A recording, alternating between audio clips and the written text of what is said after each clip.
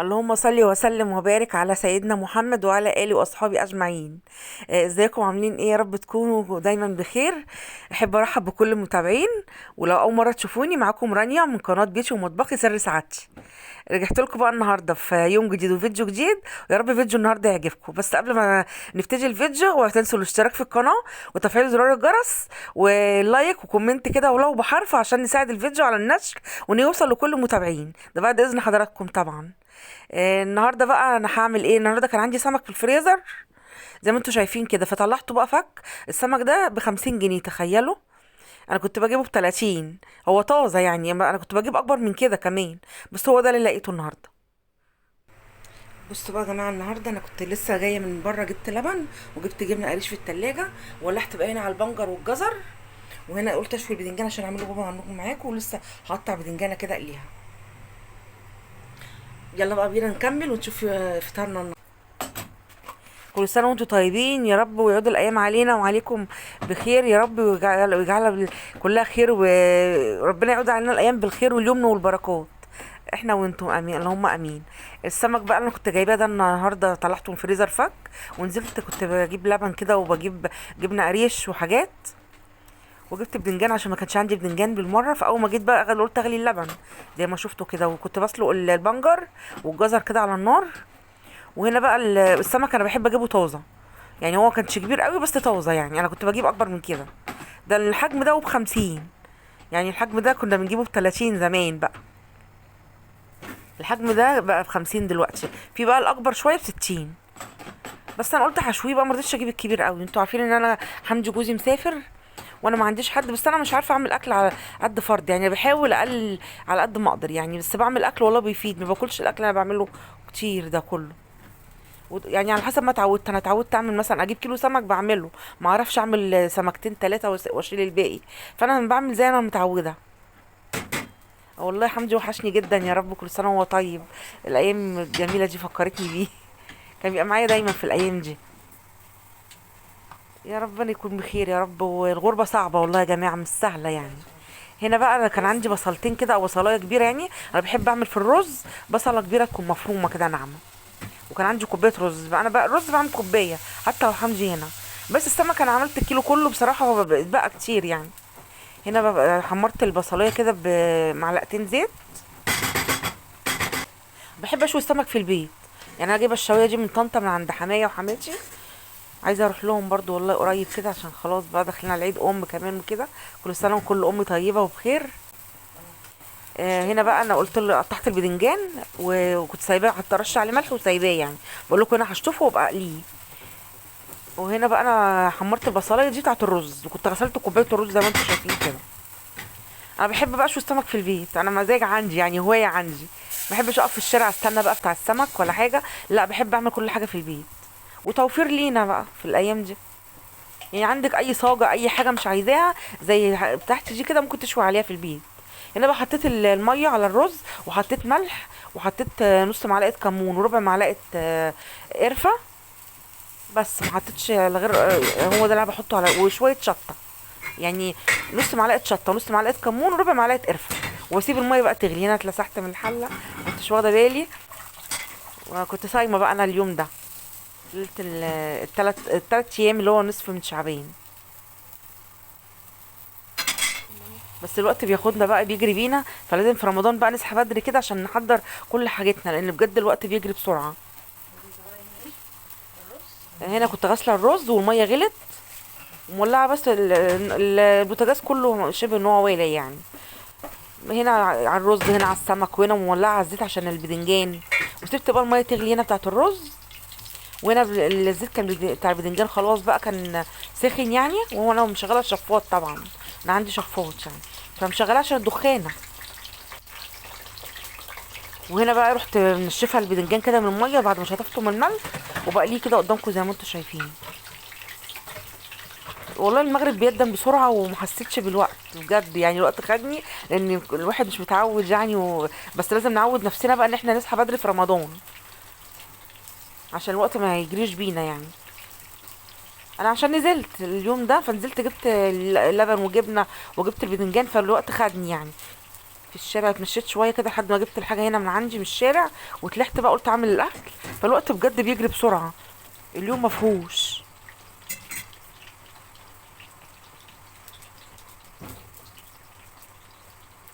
انا اول مره بقى حمدي يبعد عني بجد في شهر مفترج وفي ايام كده زي دي. انا اول مره يعني، عمره ما غاب قوي كده يعني. بس انتوا عارفين ان هو مسافر يعني مش موجود. فانا عملت السمك كله، السمك كان كتير بصراحه. بس بعمل زي انا ما متعوده يعني. انتوا حتى هتقولوا ده مش اكل فرد، بس انا اتعودت، فبحاول اقلل شويه يعني. من لما باجي اعمل بعمل اكل فرد، عشان تبقوا عارفين ان انا ايه. لما بعمل لوحدي، لما اكون عند ماما بعمل اكل ليا انا وماما وبابا بقى كميات. لكن في بيتي انا بعمل اكل على قدي. المره دي الاكل طلع مني كتير بصراحه يعني. بس المفروض كنت عملت اقل من كده. هنا السمك وهو سخن، اول ما شلته من على النار وحطيته على بطنه كده عشان ينشف، رشيت عليه ملح وكمون اول ما نزل من على النار. هنا بقى كنت حطيت على الرز، والرز قرب يتشرب. لازم لما يتشرب كده لازم نوطي عليه. ولو عندك شياطه حطي شياطه. هنا بقى كنت بقلب البدنجان معاكم. انا ما اعرفش اكل السمك من غير بدنجان، انا نزلني ان انا ما عنديش بدنجان. بس كان عندي السمك يعني. فقلت لا، لازم انزل بقى ايه اجيب بدنجان. لان انا مش متعوده اكل كده من غير بدنجان يعني. ونسيت اجيب فلفل. بعد وانا بعمل بدنجان قلت يو ده انا نسيت اجيب فلفل. مش مشكله. بحب اعمل بدنجان بالفلفل يعني.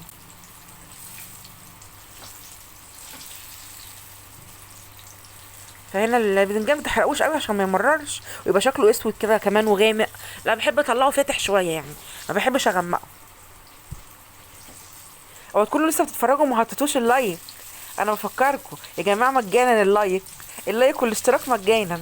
بس بيفرق معايا عشان نساعد الفيديو على النشر، وعشان يوصل لكل المتابعين. عشان نوصل الفيديو كل المتابعين يا جماعه، بعد اذنكم طبعا يا ريت تحطوا لي لايك لو تكرمتم يعني. فهنا خلاص بقى انا البدنجان اهو اتعمل. فبفكركم يا جماعه مش هوصيكوا، خلاص احنا قربنا اهو على الالف، عايزين نكمل الالف بقى مع عيد ميلاد القناه. عشان نعمل حفله كده صغيره كده. دي اول 1000 مشترك، دي بتبقى صعبه جدا جدا، مش قادره اقول لكم بجد يعني. بتهيألي اللي جاي هيبقى اسهل، لكن اول 1000 دي صعبه. مش عارفه ليه يعني. اكيد انتوا لسه ما كنتوش تعرفوني. فلسه يعني فدلوقتي انا عندي فيديوهات كتير وعندي محتوى. فباذن الله يبقى اللي جاي اسهل يعني ان شاء الله، ونكمل الالف بسرعه. بس مش هوصيكوا بقى، بعد اذنكم يا جماعه اللايك عشان نقدر نساعد الفيديو على النشر ويوصل لكل المتابعين. ده بعد اذنكم طبعا يعني. وانتوا تتفرجوا كده ما تنسوش تعملوا لي لايك. هنا بقى كنت خلصت السمك ورشيت على الباقي ملح اللي طلع اللي نزل من على النار. ورشيت كمون. بحب ارش عليه وهو سخن كده، ملح وكمون. وكمان لو عندي شطه، او كنت ساعات بحط شطه او هريسه شطه او معلقه الثوم. بحط توم كمان، او تنسوا الثوم. بحب احط عليه معلقه ثوم مفروم كده. هنا كان حطيت معلقه الثوم على السمك. وكان عندي هريسه شطه برضو، حطيت معلقه كده هريسه شطه، او شطه عادي ناشفه اللي هي العاديه يعني. اي حاجه. لا هريسه شطه لا شطه ناشفه عاديه. هنا بقى بحب احطه هنا في الميكرويف، واقفل عليه لو يجي وقت الاكل اطلعه. او ممكن اسخنه في الميكرويف، ارش عليه شويه ميه كده واسخنه في الميكرويف ساعه الاكل، يبقى كاني لسه جايباه من عند الراجل بالظبط. بجد بيبقى حلو وطازه. وطعمه بقى في البيت كمان ليه طعم تاني. هنا بقى ايه، قلت اعمل لسان عصفور كده. قلت احط معلقه سمنه في الكسرولة دي. وانا بحب اشرب شوربه لازم من لسان عصفور دي كل يوم في الصيام يعني. حتى اساسي عندنا الشوربه والسلطه في الصيام. هتلاقوني في رمضان لازم الشوربه دي كل يوم، على اي اكله لازم بعمل لسان عصفور كل يوم. هنا بقى انا حطيت معلقه السمنه وقلت احمر لسان عصفور. وجبت هنا بقى ايه طاسه كده فيها معلقه زيت، ممكن اللي انا قليت في زيت البدنجان. ممكن تاخدي منه معلقه زيت عادي يعني. مش لازم زيت من نضيف. ما هو نضيف برضو بتاع البدنجان. ممكن تاخدي منه معلقتين وتحطيها في طاسه كده عليها معلقه توم. ما انا هعمل بدنجان برضو هنا، فهو زيت البدنجان عادي مش هتفرق يعني. فانا حطيت معلقه الثوم هنا، ما حرقتهاش يعني. يدوبك كده تطلع ريحه. وبرده هنا لسان عصفور شغال وبقلبه بعيني عليه برده. فبحب اولع كذا عين جنبي وان انا ابقى متابعه يعني عشان ننجز. هنا بقى الثوم كده طلع ريحه. قلت انزل عليه بقى ايه بخل. ولو عندك بقى فلفل في الوقت ده كنت نزلتش بقى بقرن فلفل كده مربعات كده على كبير، يعني كان برضه اداله طعم جميل قوي. ما كانش عندي فلفل بقى انا. لو انت حابه تعملي الباذنجان المسقعه كده حطي فلفل برضو الاول مع الزيت ومعلقه الثوم، يتحمروا كده مع بعض ويطلعوا ريحه، وتنزلي عليه معلقتين خل. بيدي بقى ريحه كده ايه تحفه، وطعم الخل كمان بيبقى جميل قوي. ممكن لو انت عايزاه ابيض بس ساده كده ممكن تسيبيه على كده، يبقى الخل وخلاص. لكن انا هنا هحط طماطم بقى، بحب اعمله بالطماطم. وكنت عصره بقى هنا 3 طماطمات كده او 4 في الخلاط واصفيهم. هنا بقى ايه كانت لسان عصفور خلاص اتحمرت، قلت انزل عليها بالميه بقى. وهنا هحط برضو ملح، وملح هنا على لسان عصفور، وملح على الطماطم بتاعت الباذنجان، وفلفل اسود. بحب الفلفل الاسود انا في اي اكله، تاني بحط فلفل اسود على طول كده. وهنا كان عندي مكعب مرقه دجاج، بس بصراحه بيديله طعم. لو انت مش حابه تحطيه ما تحطوش، بس انا لو ما عندكيش شوربه وحطيتش ميه بحب احط مكعب مرقه دجاج. لا مش دجاج، مرقه لحمه. دي كانت لحمه، ما بجيبش مكعب الدجاج، بس بيفرق في الطعم، بيخلي لسان عصفور طعمه حلو قوي. وحطيت ورق لوري، وحطيت هنا ده حبهان، بيخلي الشوربه بجد طعمها تحفه، اكنك عاملاها بالشوربه بالظبط. بس انا هنا كنت عامله ميه يعني، عشان لو عندي سمك ما عنديش فراخ ما عنديش لحمه، فبحط المكعب مع الشوربه، بيخلي طعمها جميل بصراحه، واكني عاملاها بالشوربه بالظبط. هنا بقى الباذنجان خلاص حطيت الملح والفلفل الاسود على الطماطم، وهسيبها تتسبك كده شويه، وهحط لها هنا نص معلقه هريسه شطه، عشان ما حطيتش فلفل، ما كانش عندي فلفل. فحطيت بقى ايه نص معلقه هريسه شطه، قلت عشان يبقى طعمها حلو. هنا بقى بعد ما استبكت خالص الطماطم هنزل بقى بالباذنجان زي ما انتم شايفين كده. بيبقى طعم الباذنجان ده حلو قوي، جربوه هيعجبكم. احنا هنا اسكندرانيه بنحب نعمله بالطريقه دي، دي اكله اسكندراني بقى 100 100. بقى مين زي بيعمل الباذنجان من الطريقه دي؟ ايه رايكم في اكلي النهارده؟ هنا بقى انا كان عندي كيس فراوله في الفريزر، انا بحب اشيل برضو فراوله في الفريزر، وقلت اطلعه بقى كده اعمله عصير. الوقت خدني، ولا عملت خروب ولا عملت تمر هندي ولا حاجه. رحت عامله بقى ايه، قلت اطلع كيس فراوله كده اضربه في الخلاط. كان مجمد، بس بحب اضربه وهو مجمد كده بقى طعمه حلو.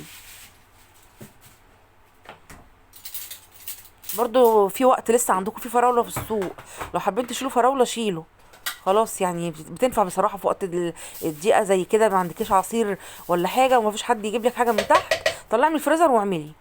لو ما عندكيش حد ينزل يجيب لك حاجه يعني، يبقى عندك حاجه في الفريزر شايلاها. في فراوله في السوق، في جوافه بتهيألي، مش بتهيألي في جوافه في جوافه، ممكن تشيلي جوافه تشيلي فراوله. ولو انا شايله مانجا، لو عندك مانجا برضو بتنفع في وقت زي ده، في وقت واحنا داخلين على شهر رمضان كده. هنا بقى كان الاذان ادن، وخدت برشام الغده، وعدت كمان نص ساعه واكتر. فانا هنا قلت اكل بقى البلح. انا خدت برشام وما اكلتش اي حاجه، انا خدت بس برشام الغده بس. قلت هنا 3 تمرات، بفطر على 3 تمرات. بقول لكم هنا بقى هاكل التمر كده، لقيت نفسي بقى ايه خلاص مش قادره. الاذان كان ادن وانا كنت لسه مخلصتش بصراحه، فالوقت خدني النهارده. عشان كده بقول لكم في رمضان تصحوا بدري عشان تقدروا تخلصوا اللي وراكم كله، ما فيش حاجه تاخركم يعني. هنا بقى عملت عصير الفراوله زي ما انتم شايفين كده، نفعتني والله.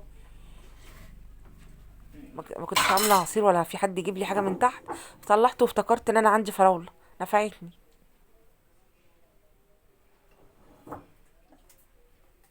قلت اشرب بقى شويه صغيرين دول لحد ايه محضر الاكل.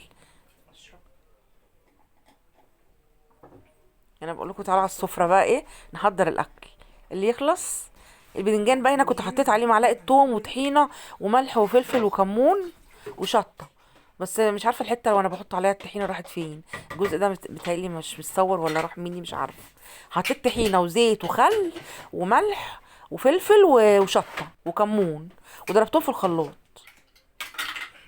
لازم خل وزيت عشان يحركها يعني، ولو ممكن تحطش نقطة مية كمان عليها كده. اهي بقت بابا غنوج.